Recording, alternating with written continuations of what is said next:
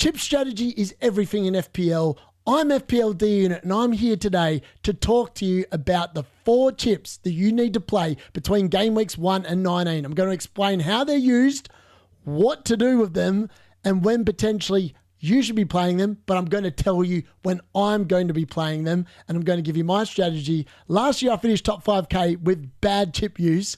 Hopefully this year I can get good chip use and finish even higher than the top 5k. Without further ado, smash a like on the video. Subscribe if you haven't already subscribed. Please smash that button for me. That'd be much appreciated. And leave me a comment with your current strategy for the first 19 weeks and your first round of chips. And with that being said, let's go.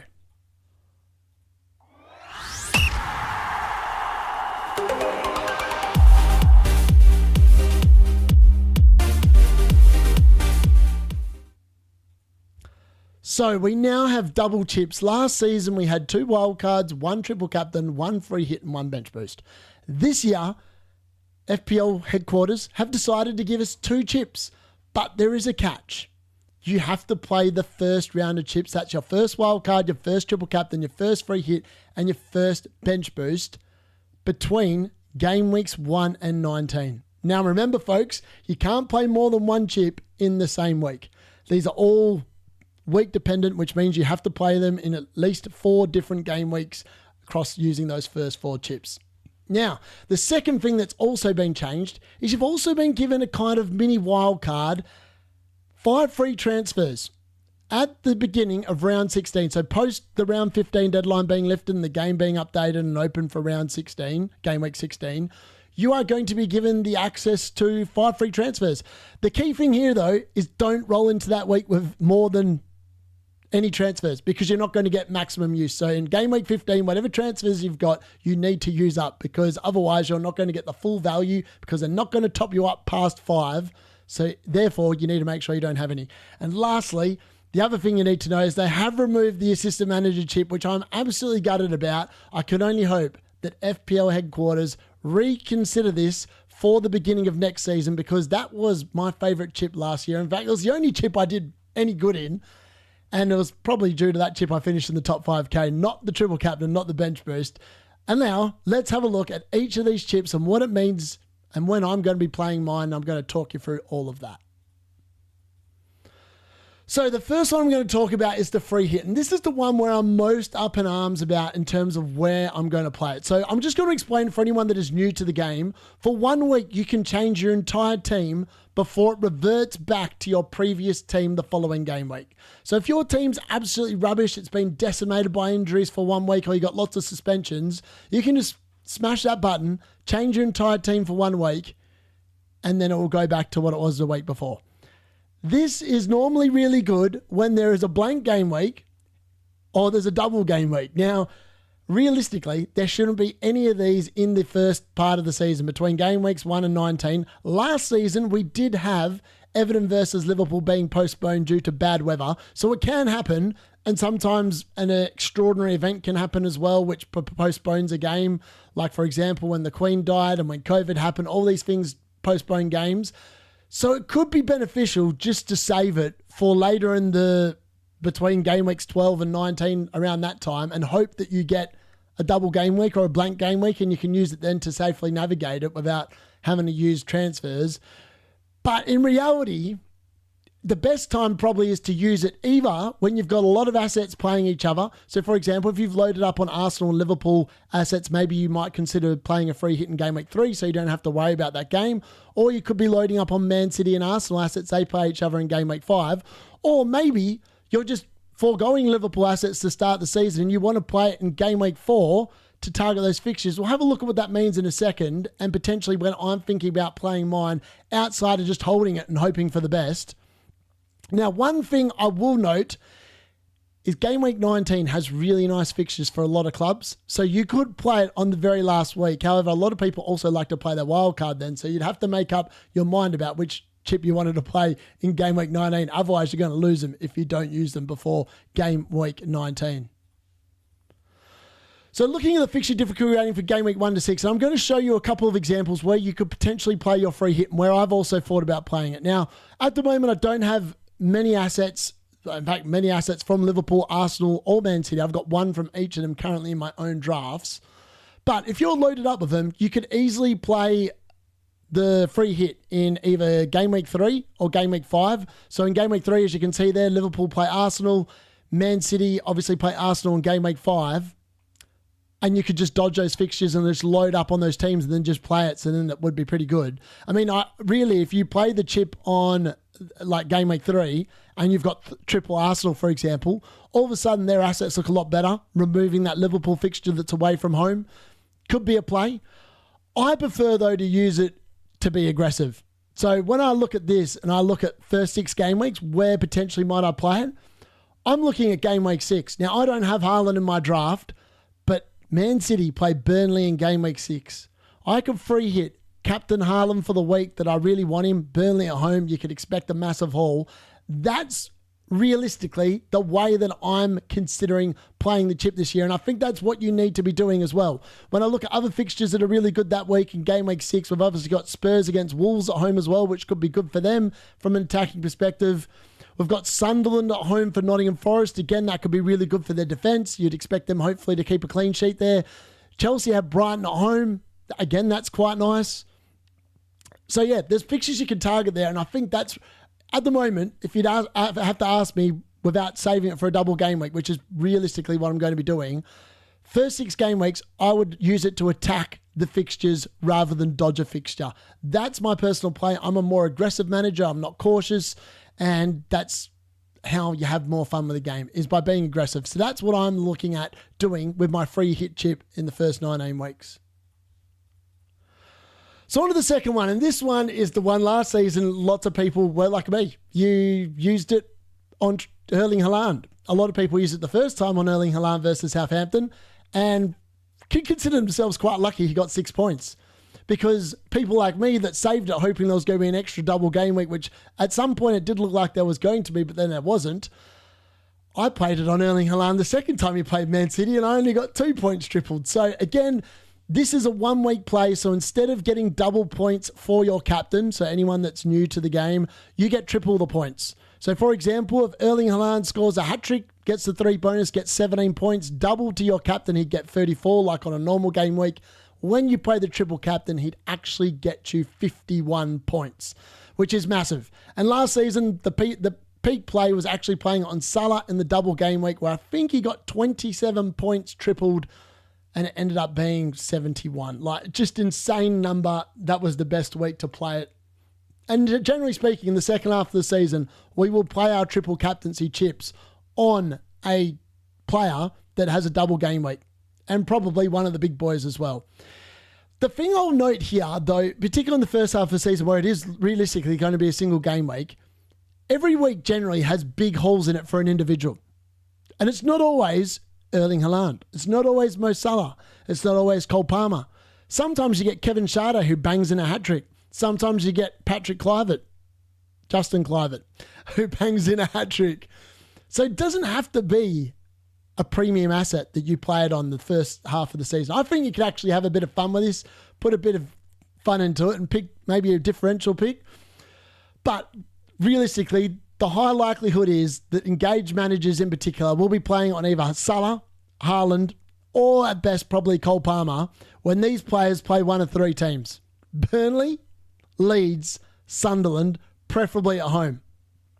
Again, as I said though, you could punt and play it on another player and get absolutely massive ranked game and just hope that on the week when all the big people are playing it, that player doesn't do very well that week. It is definitely a possibility. So let's have a look at some of the triple captaincy options. Now, Cole Palmer, I'm going to start with him first. He plays Sunderland at home in game week 9, Burnley away in game week 12.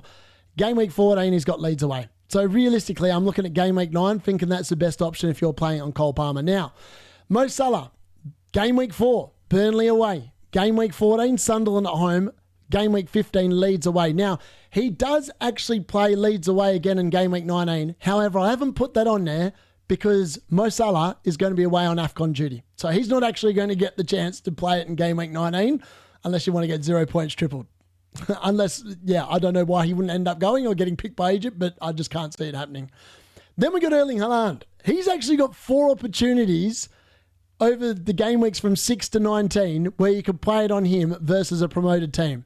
So Burnley away in game week 6, Leeds at home in game week 13, Sunderland at home in game week 15, and Sunderland away in game week 19. Now, if you ask me off the top of my head which one I like the best at the moment, I'd say Sunderland at home in game week 15 is the one that inspires me the most about Erling Haaland there.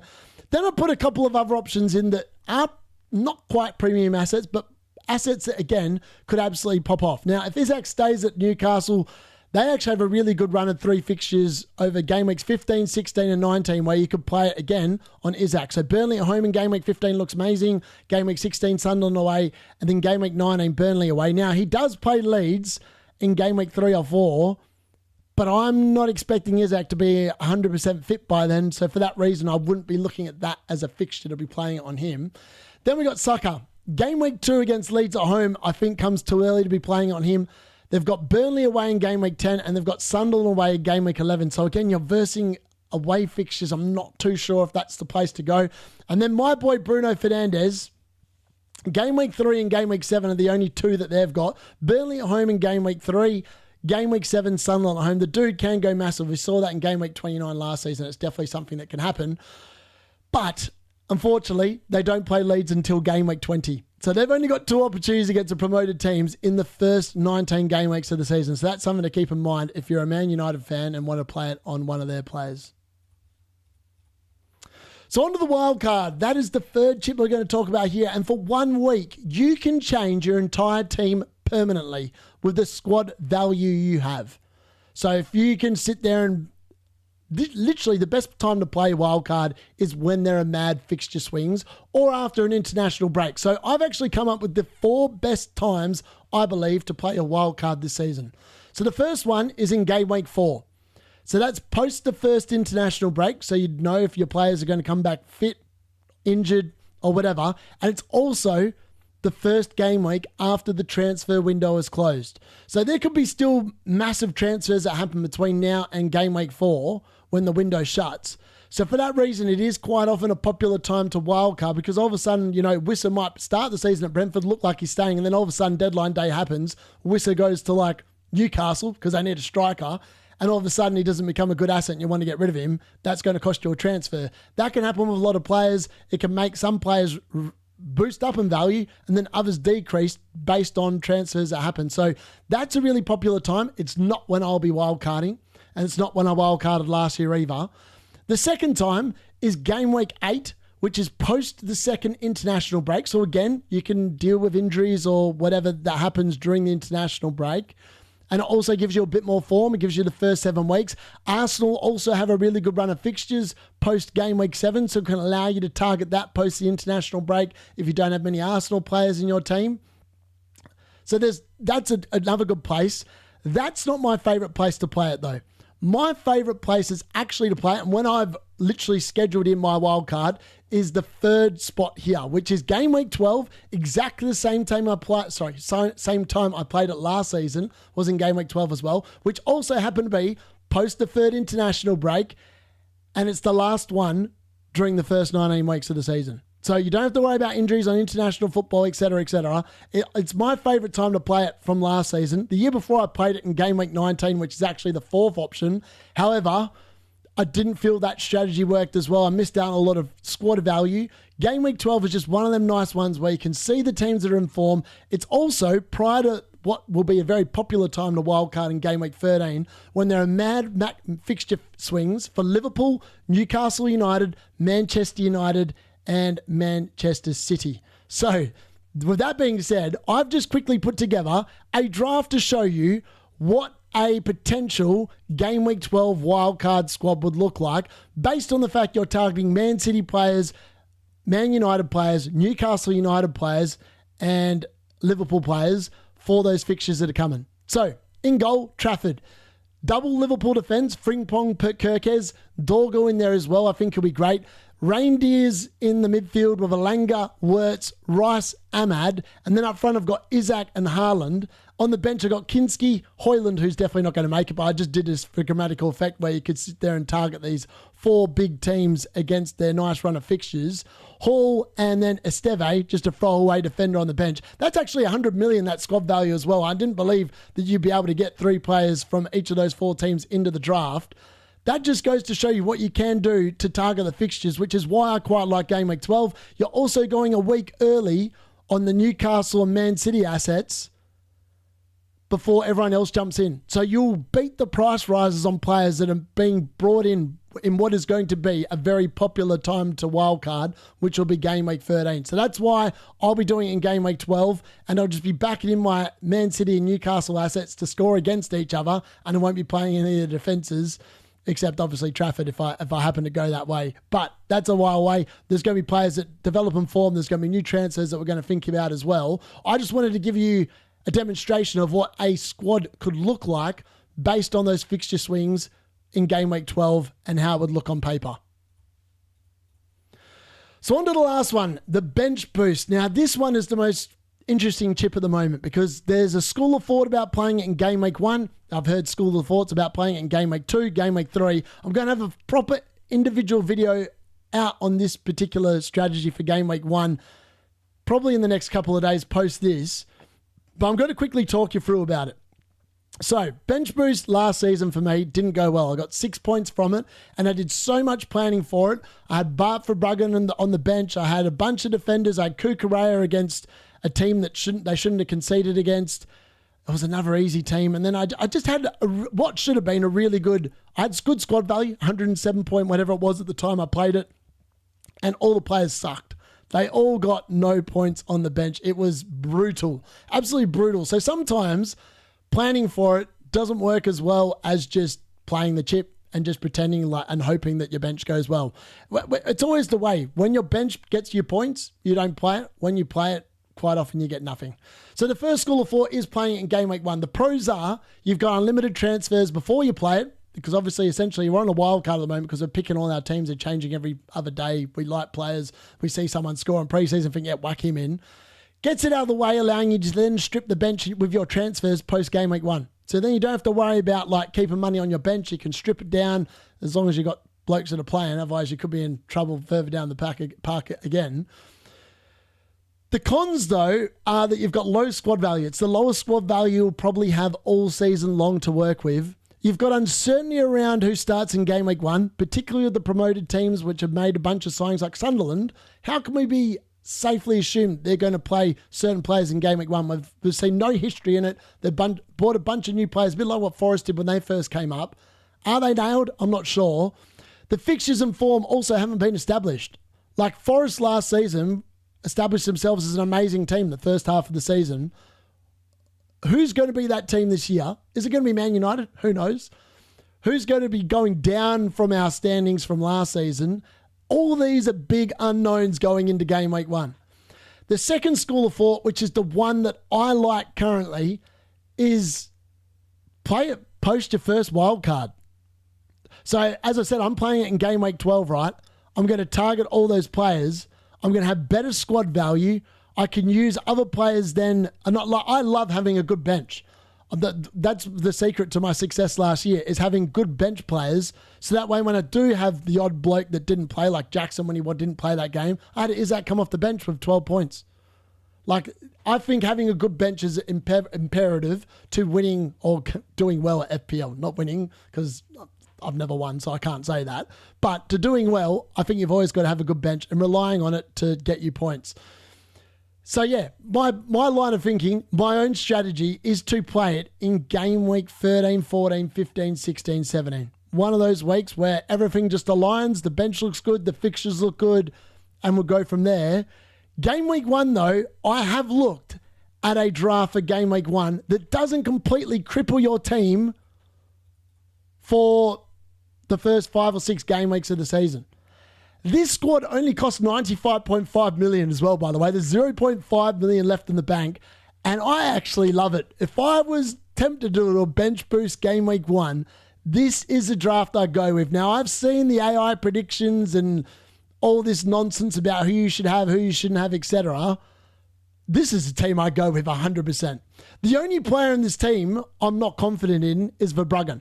Because at the moment, it looks like he's going to be fit in time for the start of the season. So you got Verbruggen at home at Fulham, Kelleher away at Nottingham Forest. Now, you can see here, I've got 4 players from Nottingham Forest and Brentford all in the defence, all costing a fair bit of money. I've got Milenkovic and Murillo, both 5.5 million assets, and Collins.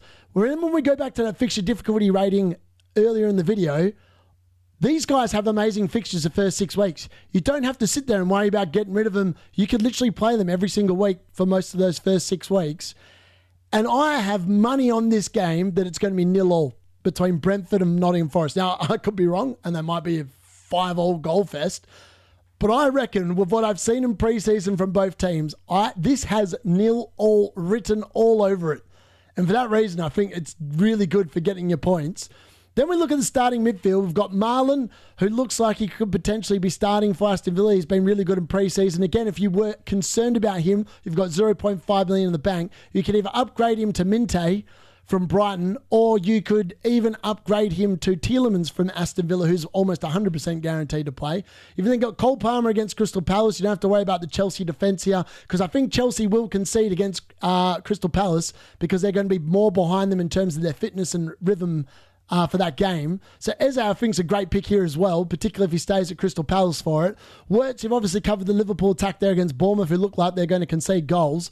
Bruno Fernandes, I've got every faith that this man is going to deliver in game week 1. I think Man United are going to roll Arsenal, which is why there's no Arsenal players in here, and also due to their heavy start to the season. Then up front, we've got Solanke, Watkins, and Bowen. Watkins has been an amazing preseason form. Provided Solanke gets up, he's got Burnley at home, and we've got Bowen away at Sunderland. Then we've got the Kuiper versus Fulham at home, again backing in that Brighton team to get the job done there against Fulham. And then Wan-Bissaka against Sunderland away. Now, you can put that as down as Juve. You could swap him for another West Ham defender, whatever you want. But that squad there, when I look at the bench, Verbruggen, Solanke, De Kuiper, Wan-Bissaka, you'd expect at least 12 points plus from those 4 players with those fixtures in game week 1. Now, other than Bruno Fernandes, they all have great fixtures for the first 6 weeks. Like, how good is this team? Like, if you're on a bench boost game week 1 strategy, let me know if you've got anything that looks half as good as this, because I really think that this draft is mint. It's got so many of my favorite players in it as well. I just love it. I think this, for a bench boost game week 1 draft, I absolutely love it. Again, let me know what you think. Am I barking? But I think if you're bench boosting, you need to have a squad that you don't have to wildcard straight out of. So for that reason, I really like this. And again, week to week, Marlon becomes like your 8th attacker. So it doesn't matter if he's playing every week or not. You're going to have Solanke, Bowen, Watkins, Palmer, Wirtz, Eze, Fernandes every single week. If Marlon's got a good fixture, you play him. If he doesn't, he's just on your bench anyway. And then you've got the Kuiper, Wan-Bissaka, but you're starting your 3 defensive contribution monsters. And then it's really just a goalkeeper you're worrying about from week to week. It's actually a really good draft. I love it. So just to summarize what my my ideas are behind the 4 chips. So there's 3 clear windows, I think, to wildcard. That's game week 4, window 1, game week 8, window 2, game week 12, window 3, all based around the international breaks. Bench boost game week 1, I've just covered. That makes a lot of sense. But as I said, for me personally, at the moment, unless I convince myself that that is the draft I want to go with that I've just shown you, game weeks 12 to 19 is probably when I'm going to play it, post my wildcard in game week 12. Free hit, again, I'd save it for later between and hope that there's a blank game week that you can use it to navigate, or a double game week comes out of the blue and all of a sudden you can attack it with your free hit, or use it on a good fixture where you don't have a player from a certain team and you want to captain him. That's also a good time to free hit. And then triple captain on an asset playing a promoted team. Those are my points that I think are very important when discussing chip strategy for game weeks 1 to 19. So that brings us to the end of my chip strategy and my thoughts behind it. Look, this year I am hoping to better my rank last year, which was 4,881. If I can get inside the top 4K, that's got to be the aim. But I've got to play my chips better than I did last year, because the only chip I played well was the assistant manager chip. Let me know what you're thinking for your own chips in the comments below. Also, if you are on Bench Boost Game Week 1, put your draft there because I'm intrigued to know what you've come up with in comparison to what I've come up with. And again, smash a like on the video before you go. And if you haven't already, please smash the subscribe button. I'll be back very shortly with some more really good preseason content, so keep your eye out for that. I've been FPL D-Unit, and I'll see you again soon.